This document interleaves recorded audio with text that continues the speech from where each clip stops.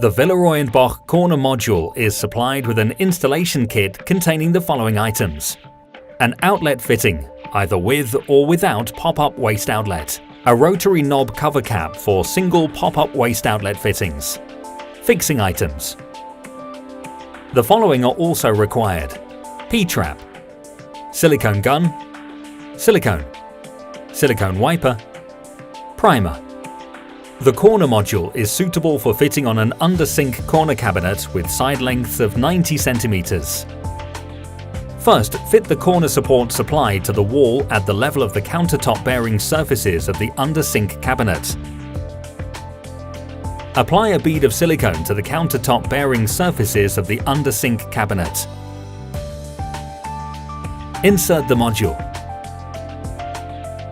Then apply primer to the visible joint gaps and seal all joint gaps with silicone.